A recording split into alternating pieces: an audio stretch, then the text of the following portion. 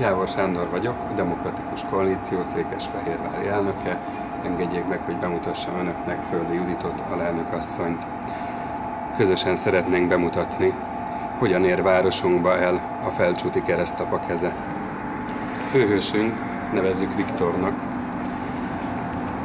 Nem új keletű kötődésű a városhoz, hiszen itt végezte a középiskolát, pontosan a gimnáziumot. Egy gyönyörű szép épületben, ám egy meglehetősen szerény, kicsi tornateremben töltötte testnevelés óráit.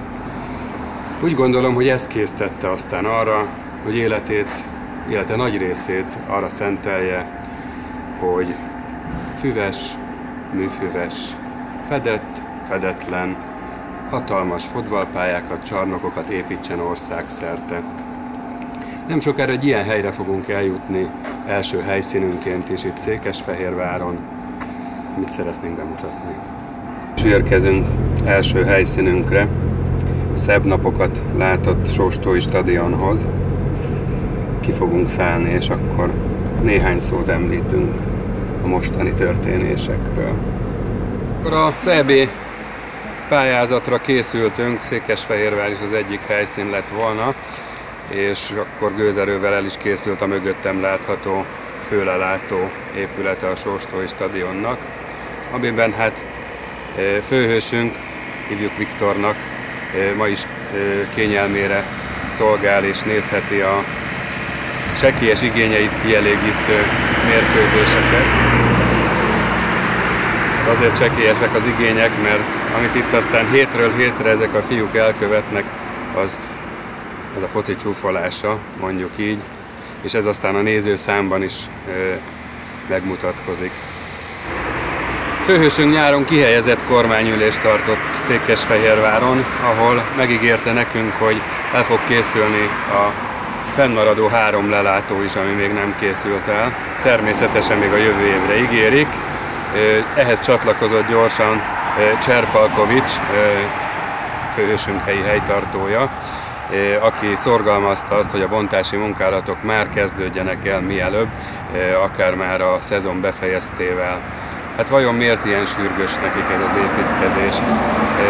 Talán a munka a kivitelezésre, a bontásra, a tervezésre, ezek itt a komoly kérdések. Egyébként még történetünkben vissza fogunk kanyarodni ide Sóstóra, és említést teszünk a tulajdonosról is. És akkor lássuk az utca túloldalát. Itt látható a Feldsúti közpénz kidömperezés mintapéldája. Az egykori kutyaiskola helyén fedett focipálya, öltözőkomplexum, kinti focipálya. Mindez 1,5 milliárd forint közpénzből.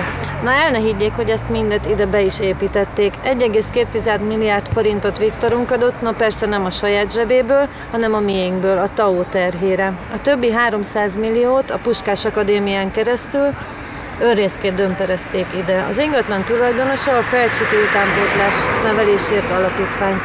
És el is érkeztünk Viktor másik csatlósához, Mészáros Lőrinchez. Minden szál hozzávezet, és vajon ki lehetett a kivitelező? Indulunk a következő helyszínre, a Bregyóközi sporttelepre. Amióta eszemet tudom, oda jártunk a haverokkal sportolni, focizni, kosarazni, futni. Tényleg minden van azon a sporttelepen. Megnézzük, hogy mivé alakul a mostani időben. Megérkezünk akkor az említett sportközpontba. Itt most el fogunk haladni a görkorcsolya pálya, meg a gördeszka pálya mellett, BMX pálya. Hát itt aztán tényleg kinek kedvére lehet találni sportolási lehetőséget, és ha ott benézünk, akkor már látunk valami nagy épülőbeton monstrumot. Az állami önkormányzati és egyéb sportlétesítmények fejlesztése előirányzatából összesen 750 millió forint értékben készül el ez a 3 ütemben készülő futópálya, fedett futópálya, futófolyósok, öltözőkomplexumok, és még ki tudja, mik lesz.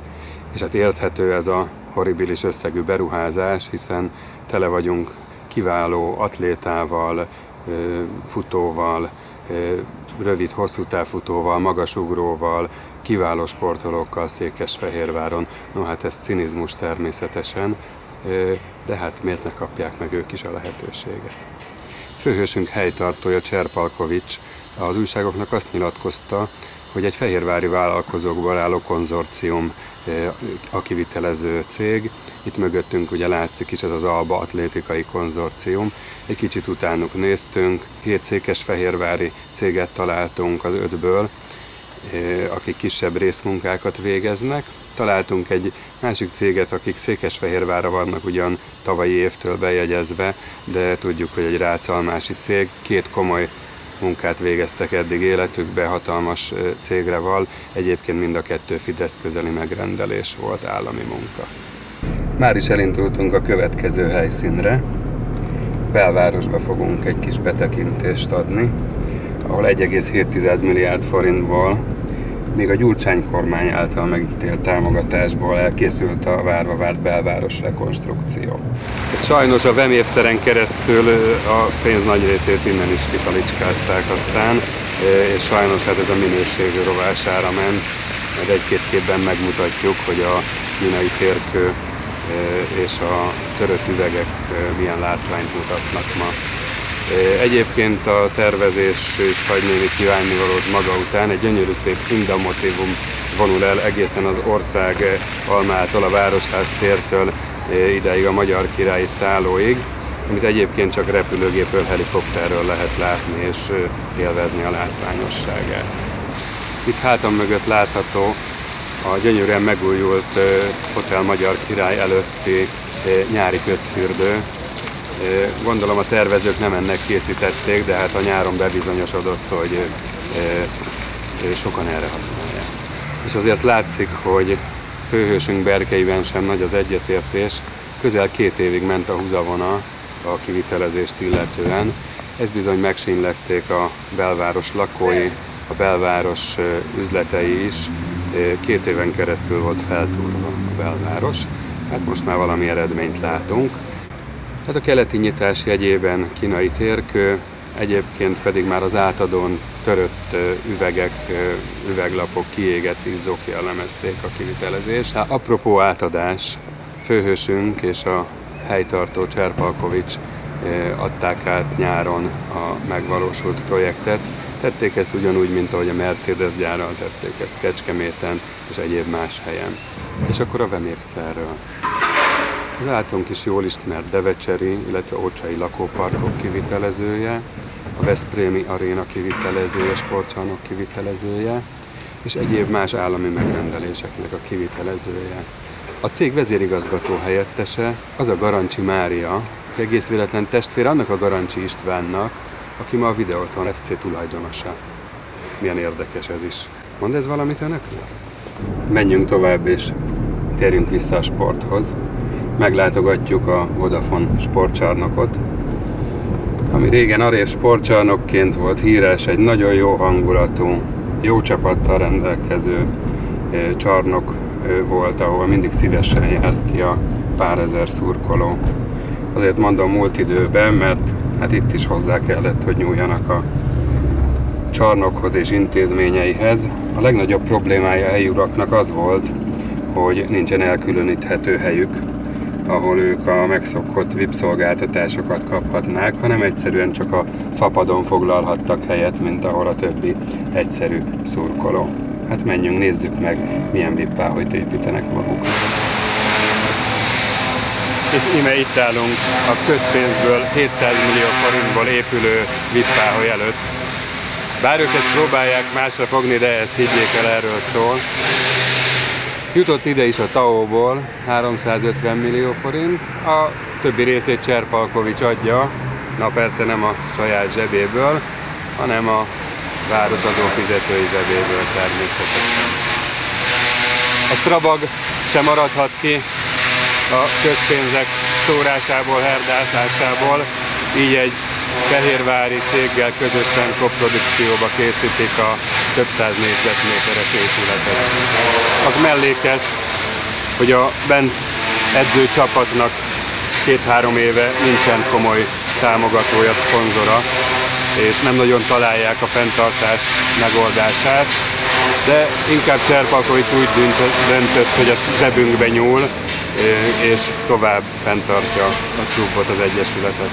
Mint láthatják, az út széléről fogunk elindulni, mivel itt van parkolóhely, és ez nem csak az építkezés miatt van, hanem azért, mert ennek a csarnoknak eddig sem volt megfelelő számú parkolója. Ezért itt a környékbeli lakótelepek parkolóit használták az ide látogató sportbarátok, sportszeretők. Óriási terhet róva ezzel az itt lakókra, és mivel az élcsapat és a sok rendezvény miatt heti rendszerességgel játszanak itt, illetve vannak rendezvények, ezért nagy a teher. Kiadták az engedélyt az építésre úgy, hogy egyetlen plusz parkoló megépítésére sem kötelezték a beruházót. Az utolsó helyszínünk felé vesszük az utat, már ha ez útnak nevezhető. A jégcsarnok sem maradhat ki a sorból, ahol az elmúlt években több százmilliós felújításokat, toldozgatásokat, foltozgatásokat készítettek. Ifja Bocskai Gábor jégcsarnok előtt állunk. Megjegyzem, itt van az egyetlen európai szintű sportteljesítmény a városban, de ugye milyen mostoha körülmények között. Miután Ocskai Gábor a korcsolyaélező szakosztályigazgató 2010-ben Fidesz plakátokon kötelezte el magát Cserpalkovicsnak, közel 100 millió forintból energetikai fejlesztést hajtott végre az önkormányzat a csarnokon, majd ugyanennyit költöttek a VIP helységek építésére is. De nem méltó még így sem az osztrák bajnokságban szereplő csapathoz. A nyári kihelyezett kormányülésen zöld utat adtak egy 5000 férőhelyes jégcsarnok megépítésére. Gőzerővel folynak már a tervezési munkák, hát itt tartunk mi Fehérváron. Sajnos más a város polgárait szolgáló komoly beruházásról nem tudunk beszámolni, mert nincsen. Ennyi milliárdot költünk Fehérváron főhősünk hóbortjára, a sportra, közpénzből. Emellett túlzsófoltak az óvodák, a bölcsödék, lehetne pár férőhelyet bővíteni ebből a pénzből, de azért sportterén is lenne értelmesebb beruházás, mint például a mindennapos testnevelés lehetővé tételen uszoda építésével vagy bővítésével.